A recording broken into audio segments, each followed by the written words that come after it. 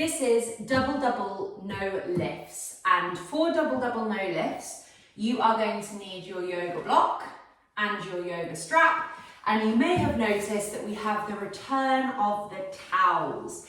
So as with the other exercises that we've done so far, I love doing this exercise with the towels because A, it helps keep your pelvis and your rib cage in better balance, but B, it stops you from rocking your pelvis backwards to initiate the movement.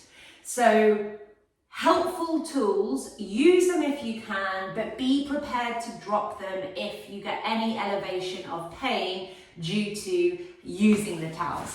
So we're going to come to our back like this, pop the one towel just at the top of the pelvis, not too high up the spine, and then the other towel underneath the neck. And remember, you can play around with how wide your towels are. So if you've got a huge towel that you've rolled up really thick, unroll it halfway, and then you can lay on half of the towel like you've laid out a red carpet for yourself. We're sliding our strap around our knees. Same rules apply. Hopefully this is all becoming a little bit more familiar. But when we've got our strap around our knees, we want those kneecaps in alignment with the hips. For most people, that's narrower than they think. So most people think that their hips are wider than they are, and what they end up doing is having their femurs kind of tilted out to the side, which we don't want. As before, make sure the feet aren't too far away from your body. And what I've done, sorry, I didn't explain that, I've got the length of the yoga block in the middle of both of my feet. So my big toe joints and my ankles are touching the length of the yoga block on either side, and it's helping to keep my feet in that alignment that we are going after. Palms facing up, like so. So just like when we've done hook lying, abductor presses, hook lying, glute contractions, that type of thing, there is no, or should be, no response in the kind of belly button area upwards. We shouldn't be noticing that your abdominals are engaging.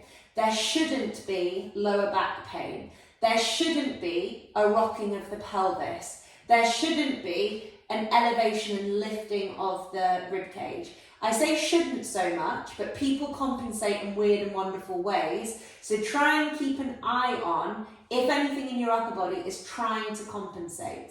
If it is, you have learned that that part of your body, whatever it is that's responding, is compensating on behalf of a lack of communication between your feet and your hips. So for this exercise, doubles no lift, it's really about foot to hip communication, foot to hip alignment, foot function, hip function, leg function, pelvic function. And if there's a disconnect from your feet to your hip, you might notice that your abs want to do it, or your lower back wants to do it, or whatever it might be. So let's see how we go. There is no rocking forwards and backwards in the pelvis here. We're keeping that pelvis feeling slightly anterior.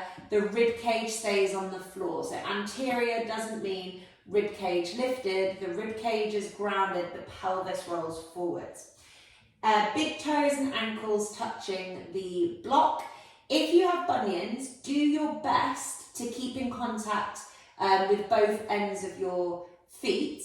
I would prefer, if you have the choice, if you have to make the choice just because of the shape of your foot, I would prefer you to try and keep your big toe joints intact with the block more than your ankles, just because that will be moving your feet in a different way to what they normally do, so it should be more helpful. But saying that, if that hurts the big toe joint or anything like that because of the bunion, then don't do that. Just do the best you can. But in an ideal world, we've got the inner edge of the ankle, the inner edge of the feet, and the big toe joints in the block. What we are going to do is a bit like rubbing your tummy and touching your head. We are going to squeeze in with our feet at the same time that we squeeze out with our knees, okay? So we squeeze in with the feet, big toe joints, inner edges and ankles, and we squeeze out with the knees at the same time. We hold for a beat and we release. We squeeze in and out simultaneously. We hold, we release. There is no rocking forwards and backwards through the pelvis. I'm setting my timer, by the way. There is no rocking forwards and backwards through the pelvis here, okay? We are not, if you're rocking forwards and backwards in your pelvis, you're back to that trick of using your abdominals to move the pelvis. We don't want that here. We want to strengthen the outside of the glutes without needing to rock the pelvis to do that. So really focus on that big toe joint edge of the foot. What I find, for me personally, but also when I'm teaching this to people, is that the more that they do this exercise, like firstly, the more familiar they become with it over time, but secondly, like the more familiar they become with it just over the duration of like 5 minutes, they can kind of lose concentration a bit and then they can become quite knee dominant, squeezing out, which is good, but then they forget about the feet. So what I find is quite helpful here is to really feel like you're leading with the inside edges of your feet. I really want you to feel of this. I really want you to think of this as like a foot-led movement. So even though the movement is simultaneous, the foot is your priority just because it's the one that we tend to forget about the most. Palms are facing up, keeping that breathing nice and steady. So yes, this might be quite a difficult exercise for you. You might feel quite a lot going on. It's imperative that you don't lose your breath. So you're keeping that calm, steady, nasal, diaphragmatic breathing going on.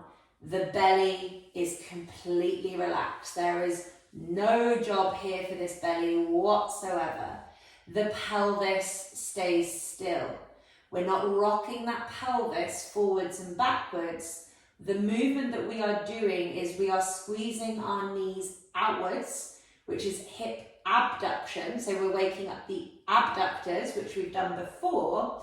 And the feet moving inwards is, I actually don't know what that range of movement is. I'm guessing it has to be adduction, the opposite of abduction.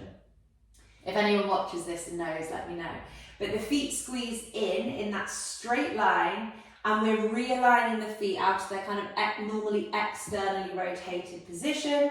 And what you should be feeling as time goes on is how the squeezing in of the feet wakes up the inner thighs feeding into the hips, and the squeezing out of the knees wakes up the outer hips and the kind of glutes. For some of you, you'll be doing this and you might be feeling stuff going on in your calves and your shins. Don't worry, that is not wrong. If you feel it in your lower legs, it's just because this is an effort for you to keep your feet straight. So because your feet are normally not used to being in this like parallel position, they're working hard to stay parallel. That is fine. Some of you are going to feel like a lot going on in your quads, and whilst the quads do have a little bit of a role to play here, just because this exercise practically activates like everything in your leg, but there is a distribution of power, shall we say. It shouldn't be that you're feeling your quads like that strongly. The predominant sensation should really be the outer hips, but if you're squeezing your feet enough, which I think I forget to do, you should start feeling more on the inner thighs. If the quads are talking to you a lot, they're probably a little bit dominant on behalf of other muscles. But let's have faith. As long as you're not in any pain, pain is different to work. As long as you're not in any pain, let's just hope that with a bit more time, a bit more perseverance, your body learns to respond to this demand a little bit better. Keep remembering your breath. Hands are relaxed, jaw is relaxed, neck is relaxed, belly is relaxed. The pelvis isn't rocking forwards and backwards. It's held in position by the towel if you're using it. What is moving are the upper legs are moving outwards and the inner legs are moving inwards. And we're going squeeze, hold, release. Squeeze, hold, release. A nice steady tempo. Ideally, I'd like you to do this for the full 5 minutes rather than kind of squeezing so hard that you burn out and need to take a break. If you need to take a break, that is absolutely fine. Take a break, please, of course. But if you do it next time, just see if you can like relax with how much work you're putting into it. And go for like length of time more than rushing out of the gate a bit too quickly. 3, 2, 1. And that was 5 minutes in double double no lift.